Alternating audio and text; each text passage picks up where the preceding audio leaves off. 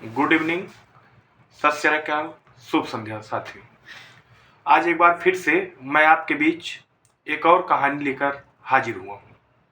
जैसा कि ये जो कहानी है ये हमको हमारे गुरुजी सुनाया करते थे, लेकिन आज के इस बदलते हुए युग में इस कहानी की ज़रूरत एक बार फिर आन पड़ी है।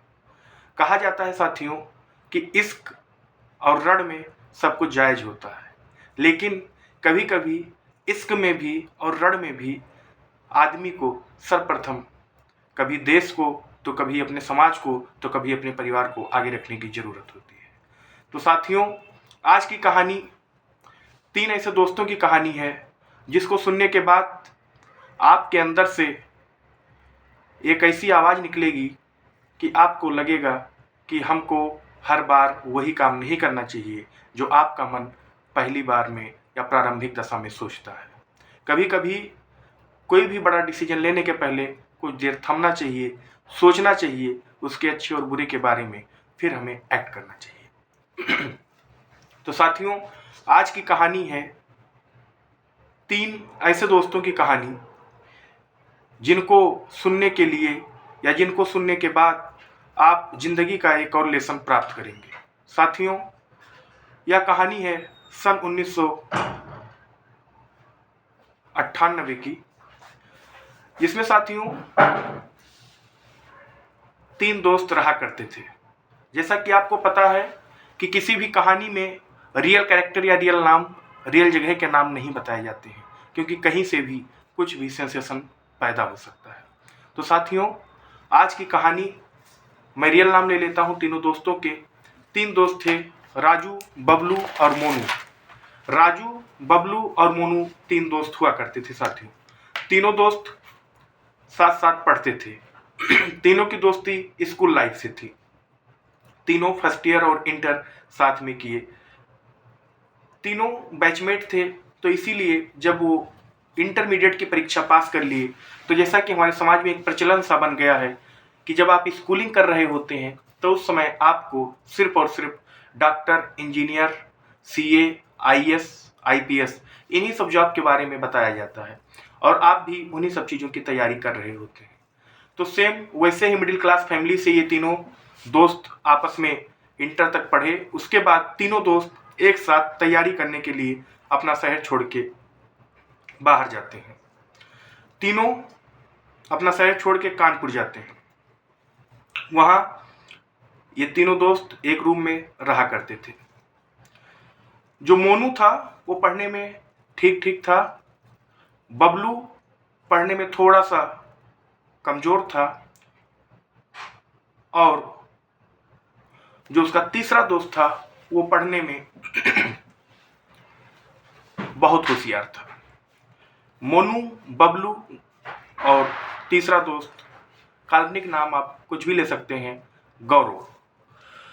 मोनू, जैसा कि मैंने आपको बताया, मोनू पढ़ने में ठीक ठीक था। बबलू पढ़ने में थोड़ा सा कमज़ोर था और गौरव पढ़ने में बहुत होशियार था। लेकिन साथियों, होता कुछ यूँ है कि ये तीनों रहा करते हैं, सब कुछ पढ़ाई सब ठीक ठाक चला करता है। साथियों, ना मोनू का कोई फ़ोन का कनेक्शन था, ना बबलू का कोई फ़ोन का कनेक्शन था, लेकिन गौरव का एक फ़ोन का कनेक्शन हुआ करता था। उन दिनों मोबाइल इतने ज़्यादा प्रचलित नहीं थे। तो साथियों, होता कुछ यूँ था कि मोनू और बबलू साथ में डिस्कशन से पढ़ते थे, लेकिन गौरव पूरी रात बात करता था और सुबह आके टेस्ट में टॉप मार दिया करता था और फिर कहता था मेरी इंस्पिरेशन, मेरी प्रेरणा। तो साथियों, ऐसा कुछ गौरव करता था। लगातार टेस्ट में वो टॉप मार रहा था, लगातार टेस्ट में उसके नंबर अच्छे आ रहे थे और ऐसा लग रहा था कि मानो इस बार गौरव का सिलेक्शन पक्का हो जाएगा। और साथियों, कोचिंग में तो उसकी रैंक भी आती थी। कोचिंग का नाम मैं आपको नहीं बताऊंगा, लेकिन उस कोचिंग में हर टेस्ट का, हर जो मॉक टेस्ट होता था उसका जो टॉपर होता था, इनका दोस्त गौरव ही हुआ करता था। गौरव के ऊपर तो लोग शर्त लगा लेते थे कि इस बार टेस्ट का टॉपर फिर से गौरव होगा और ऐसा लग रहा है कि मानो गौरव आईआईटी को क्रैक कर सकता है। इन तीनों दोस्तों में भी आपस में यही बात होती है। जो बबलू और मोनू हैं वो तो कहते हैं कि मुझे सिलेक्शन के लाले पड़ रहे हैं, लेकिन गौरव का कॉन्फिडेंस लेवल अलग था। गौरव पूरी रात फ़ोन पे बात करता था, उसके बाद सुबह टेस्ट में आके टॉप मारना एक अलग ही उसका स्वैग था। लेकिन साथियों, एक चीज़ कही जाती है, विनाश काले विपरीत बुद्धि, और जय विद दारुण दुबुदीन्हा ताकि मत पहले हरि लीन्हा। सेम यही कंसेप्ट यहाँ पे लागू होता है। साथियों, एक दिन होता कुछ यूँ है कि तीनों दोस्त अपने रूम में रहा करते थे। शाम को 7 बजे कहीं से फ़ोन आता है। इनके मकान मालिक के नंबर पे फ़ोन आता है और उधर से आवाज़ आती है कि हेलो, मुझे गौरव से बात करनी है। जाहिर सी बात है, उधर उसकी गर्लफ्रेंड थी, उसने कॉल किया कि मुझे गौरव से बात करनी है। मकान मालिक ने 10 मिनट का टाइम मांगा, उसके बाद फिर उन्होंने गौरव से उस लड़की की बात करवाई। जैसे ही गौरव इधर से बोलता है हेलो, उधर से आवाज़ आती है how dare you, I hate you. तुम्हारी हिम्मत कैसे हुई मेरे पापा से ऐसी बात करने की, और तुम्हारे अंदर इतना पागलपन कैसे आया। मैं तो तुमसे बात ही नहीं करना चाहती हूँ, मैं तुमसे नफरत करती हूँ, मैं तुम्हें देखना ही पसंद नहीं करती हूँ। आई hate you, I hate you, I hate you. और गौरव इधर से सिर्फ बोलता रहा अरे मेरी बात तो सुनो, अरे मेरी बात तो सुनो, अरे मेरी बात तो सुनो, जो कि हर लड़का प्रायः प्रेम में बोला करता है। और साथियों, गौरव की बात इस बात को पचा नहीं पा रहा था। गौरव इस बात को डाइजेस्ट नहीं कर पा रहा था कि जिस लड़की से वो बात करके टेस्ट में टॉप मारा करता था, आज उसी लड़की का फ़ोन एग्ज़ाम से महज 2 दिन पहले आ गया और आज घटना कुछ ऐसी हो गई। गौरव बहुत परेशान था, सच्चा प्यार करता था। गौरव उसी के बाद से फ़ोन मिलाना शुरू किया दोबारा से। मैं काल्पनिक नाम ले लेता हूँ अजमेर। गौरव काल्पनिक नाम मैं अजमेर लिया हूँ, तो अजमेर में फिर से फ़ोन मिलाना शुरू किया। उधर से कोई रिस्पांस नहीं, इधर से पूरी बेल जाए और उधर से फ़ोन का कोई रिस्पांस नहीं। गौरव ऐसा करता रहा। ऐसा करते करते रात के 10 बज गए और सारे दुकान कानपुर में बंद होने लगी। फिर उस टाइम पीसीओ हुआ करते थे स्टेशन पर। रात भर स्टेशन पे एक लंबी सी जो पीसीओ होता था, वो पीसीओ हुआ करता था, जहां आप लाइन लगाएंगे, फिर आपका नंबर आएगा, फिर आप बात करेंगे। तो गौरव अंदर आता है और बबलू से कहता है कि भाई मुझे कुछ पैसे दे दे और मैं जा रहा हूँ स्टेशन, मुझे कुछ बात करनी है। चूंकि दोस्ती बहुत पक्की थी, तो दोनों दोस्त गौरव को अकेले नहीं छोड़ते हैं, क्योंकि गौरव के मनोदशा को वो दोस्त समझ रहे होते हैं। गौरव को अकेला ना छोड़ के बाकी दोनों दोस्त गौरव के साथ कानपुर जाते हैं, कानपुर स्टेशन। वहां से गौरव फ़ोन मिलाना शुरू करता है और इधर से बेल जाए, उधर से कोई रिस्पांस नहीं। ऐसे करते करते रात के 3 बज गए साथियों, रात के 3 बज गए, लेकिन उधर से कोई रिस्पांस नहीं। घटनाक्रम है 7 बजे, शाम को 7 बजे फ़ोन आता है, 7:30 बजे से गौरव लग जाता है और रात के 3 बज गए। तीनों ने ना खाना खाया ना कुछ किया। लेकिन इसके जो 2 दोस्त थे, दोस्ती एकदम यारी वाली थी, दोस्ती एकदम पक्की थी। तो बबलू और मोनू गौरव को समझाते हैं कि भाई चल, क्योंकि सुबह आईआईटी का पेपर था। यह बात है शायद 20 मई या 19 मई 1998 की। सुबह आईआईटी का पेपर है तीनों का, और रात के आज 3 बज गए हैं और अभी तक किसी ने न खाना खाया है न और कोई तैयारी किया है। कैसे करके गौरव को मना के ले आते हैं रूम पे, लेकिन इन दोनों साथियों को इनकी आंखों में भी नींद नहीं आती है। कारण ये रहता है कि गौरव कुछ उल्टा स्टेप ना उठा ले, गौरव कुछ ऐसा कदम ना उठा ले जिससे पछताना पड़े बाद में। साथियों, सुबह होती है, तीनों लोग उठते हैं, अपना चाय नाश्ता करते हैं और फिर तीनों अपने अपने सेंटर के लिए रवाना हो जाते हैं। तीनों का सेंटर अलग अलग कॉलेज में गया था। तीनों अपना पेपर जाके देते हैं, सब कुछ देते हैं और उसके बाद में फिर दोबारा से वापस आ जाते हैं। और वापस आते ही गौरव फिर से फ़ोन मिलाना शुरू कर देता है, फिर से कोई रिस्पांस नहीं। अगले दिन शाम को 8 बजे फिर वहीं अजमेर से फ़ोन आता है।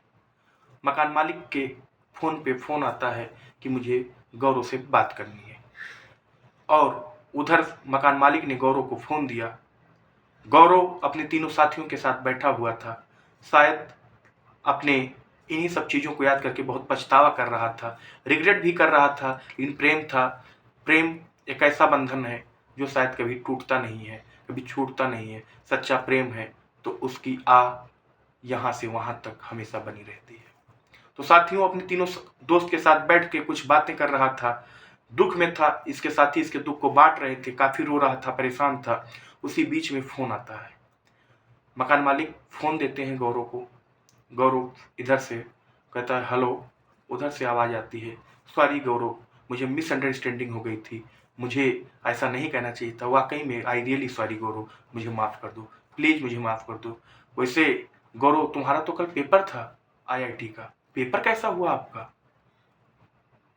साथियों, यह लफ्ज पेपर कैसा हुआ आपका, यह लफ्ज गौरव के दिल दिमाग में कुछ यूं गया कि गौरव ने जैसे इस शब्द को सुना, उसके सामने एक टेबल रखी हुई थी, उसने अपने सिर को टेबल से इस प्रकार से दे मारा कि टेबल का कोना उसके फोरहेड पे लगा, उसके माथे पर लगा, और गौरव बेहोश हो गया। उसके बाद डॉक्टर्स के पास ले जाते हैं तो पता चलता है गौरव हैज लॉस्ट हिज मेमोरी। गौरव तो अपना मेमोरी खो चुका था।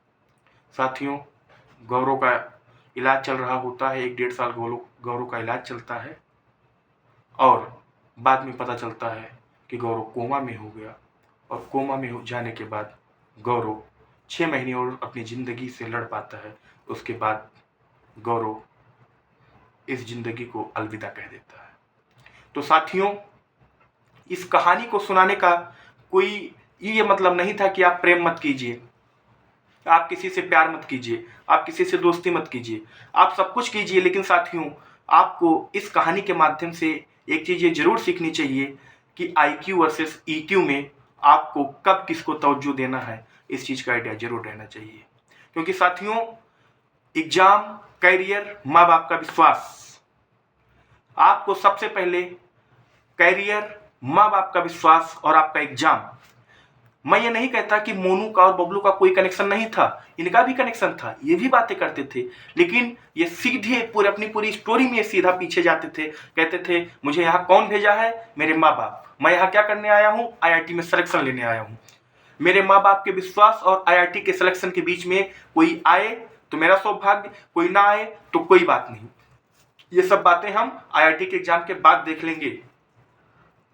लेकिन साथियों, मैं फिर से आपसे गुजारिश कर रहा हूं कि अगर आप IQ वर्सेस EQ में अगर आप बैलेंस नहीं बना पाए तो साथियों, आपके सामने एक कहानी प्रस्तुत क्या कर रही है कि कैसे एक हीरो जीरो में तब्दील हो गया, कैसे एक बहुत पढ़ाकू लड़का कैसे फर्श पे आ गया, कैसे अर्श पे रहने वाला फर्श पे आके गिरा। और साथियों, आप रिजल्ट देखिए, सन 1998 IIT का टॉपर, फर्स्ट रैंकर वही गौरव था। IIT का फर्स्ट रैंकर कहाँ से कहाँ होता हुआ आपने देखा। तो साथियों, इस कहानी के माध्यम से बस किसी पे चोट करना नहीं था, किसी पे कुछ टिप्पणी करना नहीं था, किसी पे कुछ कटाक्ष मारना नहीं था, सिर्फ और सिर्फ इतना था कि आपका जो भी प्रेम संबंध हो उसमें आप अपना बैलेंस जरूर बनाइए। हर जगह EQ को हावी मत होने दीजिए। EQ जहाँ ज़रूरत हो वहाँ पर लाइए, IQ जहाँ ज़रूरत है वहाँ पर लाइए। क्योंकि साथियों, आपका विश्वास, आपके माँ बाप का विश्वास, आपकी ज़िंदगी और आपका करियर, ये 4 चीज़ आपके लिए बहुत इम्पॉर्टेंट है।